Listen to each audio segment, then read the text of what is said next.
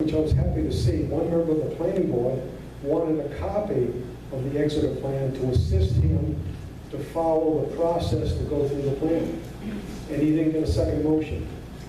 He made a motion, he didn't get the second. So it just moved into a different direction after that. But my complaint is, I don't feel comfortable with that language that was used to say it's not inconsistent. I think we have a big problem with that language because the comp plan was not reviewed. And that's all I'm going to say on that issue. Okay, let's go into some other areas. Maybe that would be easier to go through. I'm not holding you to a time exactly, but we do want to move it along. But okay. That's a legal issue. I think we shouldn't be bypassing it and say, let's skirt it. We shouldn't skirt the issue. If we go into the new ordinances, which I just got a copy this afternoon, if you go to the first page, item C, the overlay district, even though it's going to go back to the planning board for expansion, there's still no zoning board oversight. I mean, we still don't have a special use permit. So we're back to, the expansion is just like the original stage one of the project. It's going to go back to the planning board, but the zoning doesn't get involved. So it's still not in the picture. It's the same process. You're going to go through the first phase, and you want to expand, you're going to follow the same process. No zoning board of review.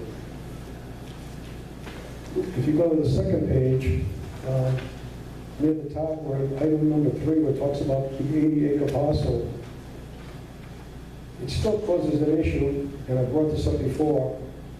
Why 80 acres? There's been no statistical evaluation through the GIS database. I mean, this number was grabbed out, it didn't get grabbed out of the air. Maybe I should clarify it. The 80 acres came up because 2 landowners can package this together. So there's no statistical evaluation for the town of North Smithfield that the number 80 makes sense for large solar projects. This is a contrived number that fits the developer's requirements that he needs to get the 2 landowners to put the land together to make it work with 80 acres. So it's his interpretation. We're going to create a zone that says it's going to be 80 acre minimum, but it's unique to this developer. And unfortunately, at the last council meeting, we had an attorney ask that if you're going to use the 80 acre, he would like to see the 80 acre also go outside the overlay. And that was removed by the planning board. They said, no, we don't want you to go outside. You have to stay within the zone. So I see that as another problem, that we're creating a unique position in the zone, and as soon as you go outside, forget it, go through the special use. So that's another problem. If you go into the development incentives, they talked about some new incentives for tax revenue.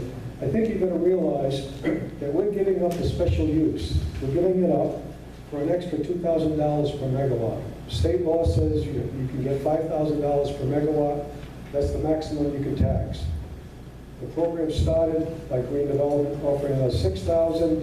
Exeter started at $7,000. They raised North Smithfield to $7,000. So we're on equal footing. But what are we giving up for that extra $2,000? We're giving up, whether it be Exeter or North Smithfield, we're giving up the special use permit. That's the bottom line. They're going to give you an extra $2,000 per megawatt, and you're going to give up the special use. That's what's happening. Go down to the next section, the pilot program. When I read you some of the issues with Exeter, the pilot program should have been worked out with our finance director ahead of time.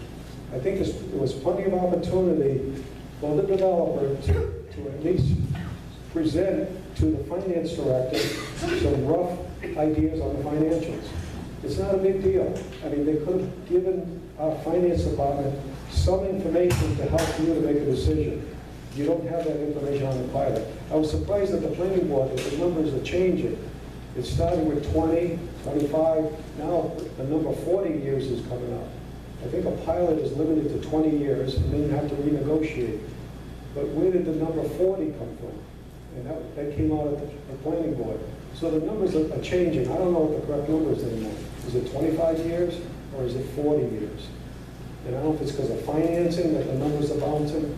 But I think we should, straighten that number out. When you talk about decommissioning, it's the same issue as the pilot. You should be ironing out all the issues on decommissioning before you change the zone. Whether you're going to have inflation, whether you're going to charge a minimum and then have to double the numbers, or you're going to, it's going to be a floating number, I don't know. Let me go to the final. You have a second package, which is the 14-page package from the town of Exeter. And I'm not going to go through the whole package. There's only 2 pages that are very important. And it's going to shed light on what's happening here right now, because Exeter's go through the same process. Now, Mr. Mancini is going to say, no, Exeter is different. It's not. If you go to the first page, you're going to see the same issues they're facing on page 1. With the table and the fact that you want to change the zone for a 27-acre minimum with a 6-mile radius. So they're not calling it an overlay, but they're calling it an area. So semantics, I don't care if you call it overlay or area, it's the same concept. You're grabbing an area, a certain distance from a substation, and then you're going to take a lot size. Exeter's 27, Smithfield's 80. So we're in the same position.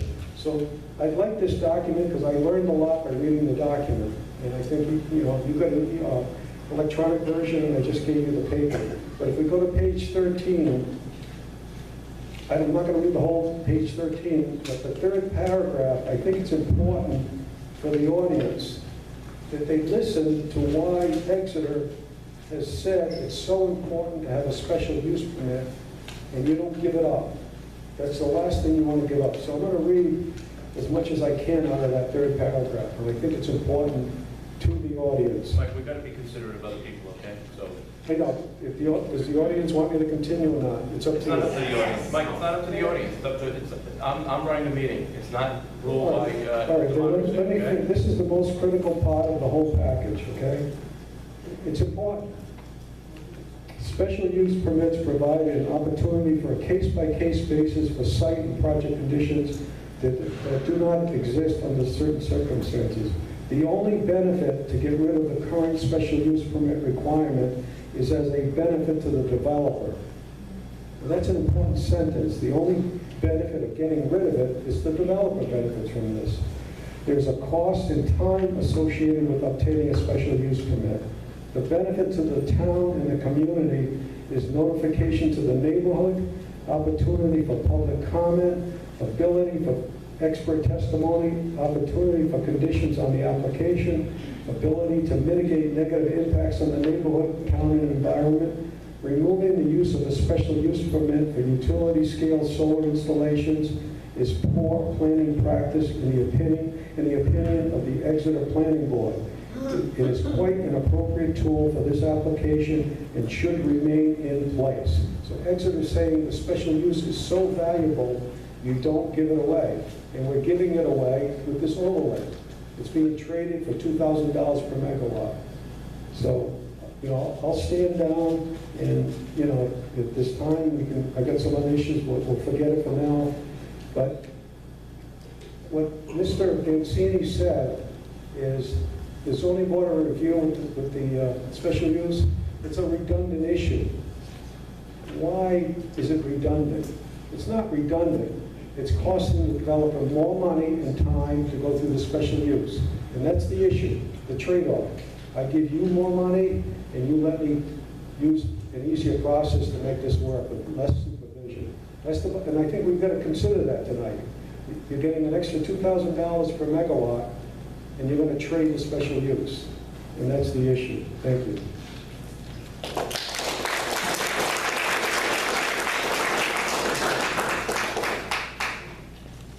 Mrs. Greco? Okay. Gail Denome.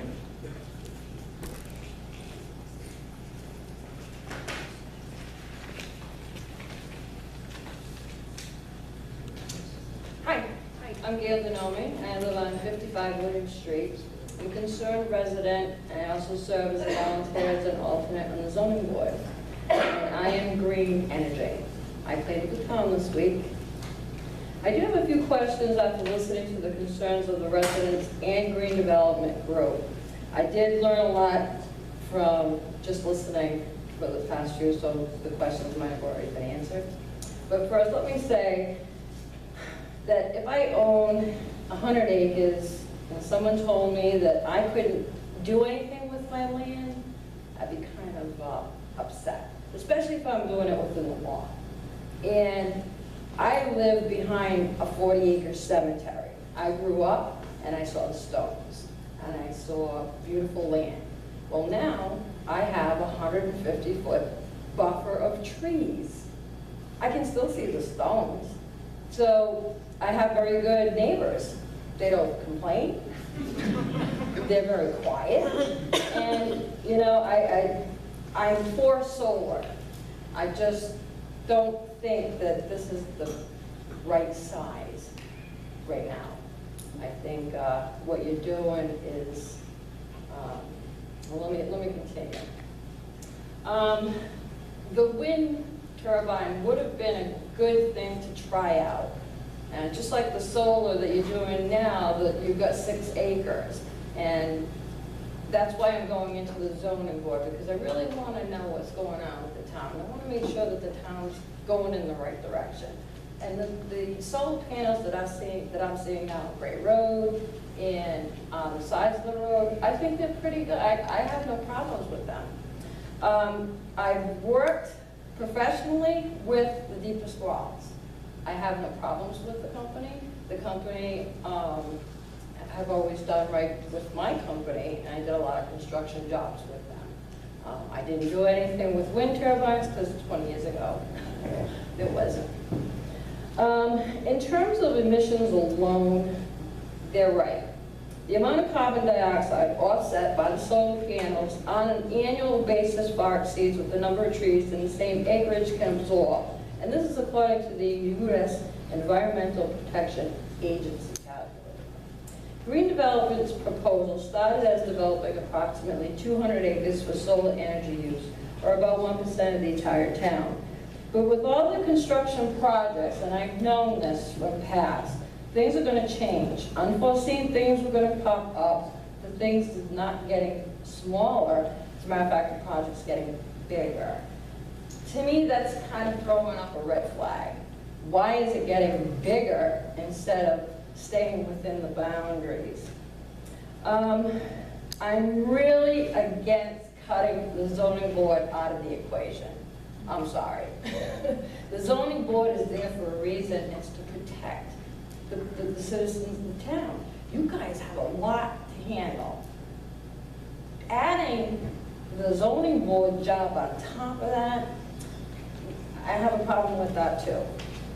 Another set of eyes and ears is very critical to this project.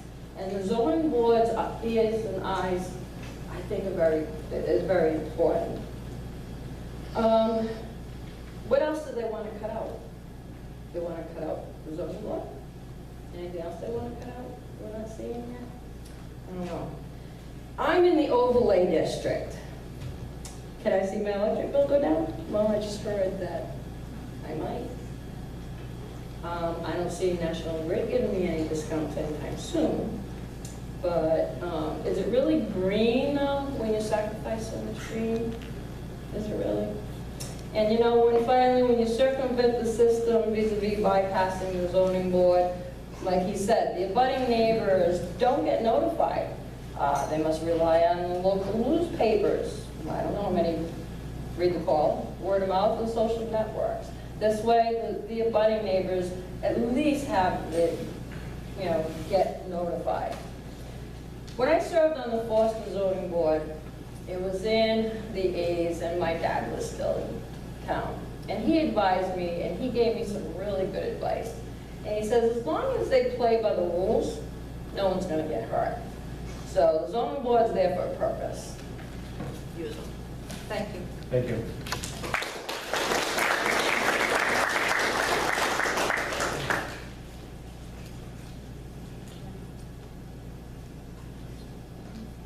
Ken Thompson.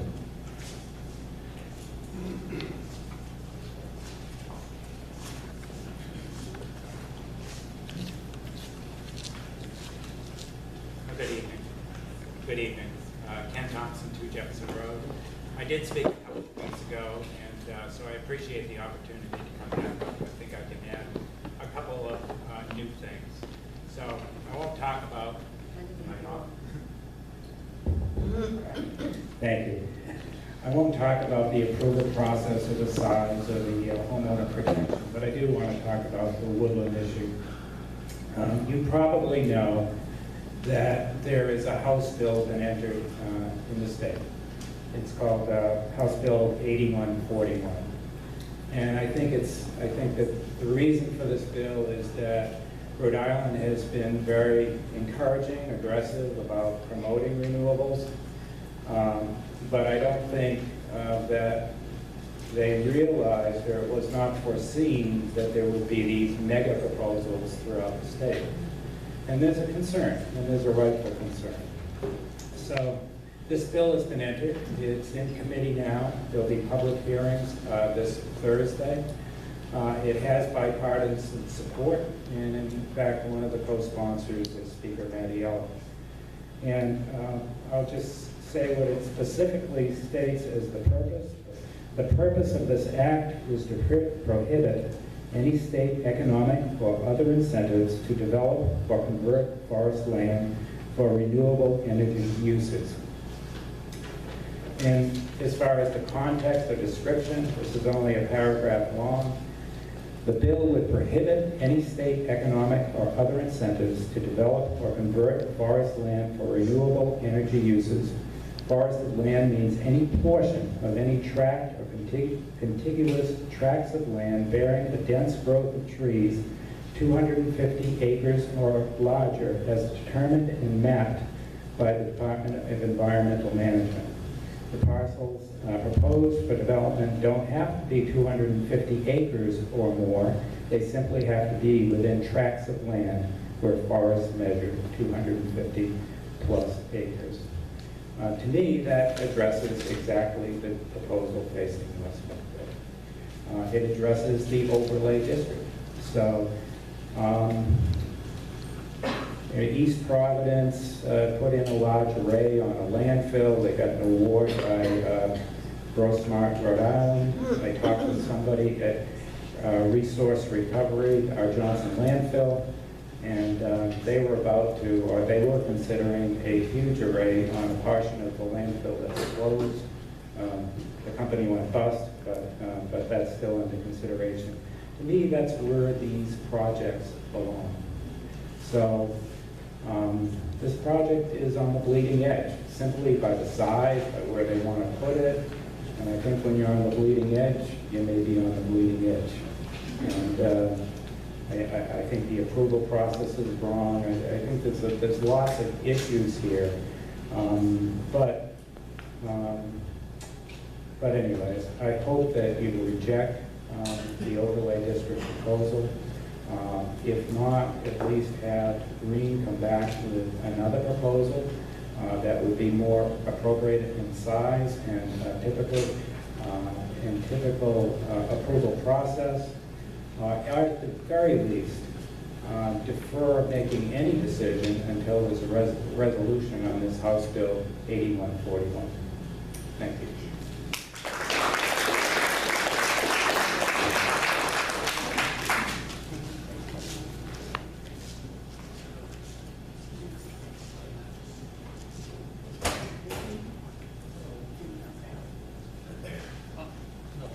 You're on the list. Yeah, I'm listening. Yeah, no, it's not an issue. Representative Newberry, if you want to come up.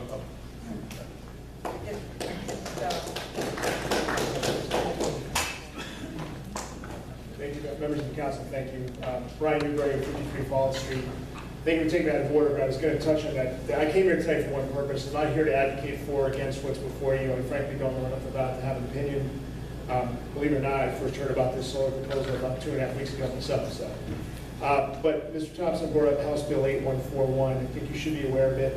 And I think anybody here pro or con this project or on the fence should know about it. The bill was introduced by Representative O'Grady from Lincoln. It was introduced about 2 weeks ago. It's scheduled for a hearing this Thursday at the Rise, so around 4:45 p.m. or so. The House Committee on Environment, room 203, if anyone wants to go and testify for or against it. You we can do that. If you can't make it in person and get any comments you want to make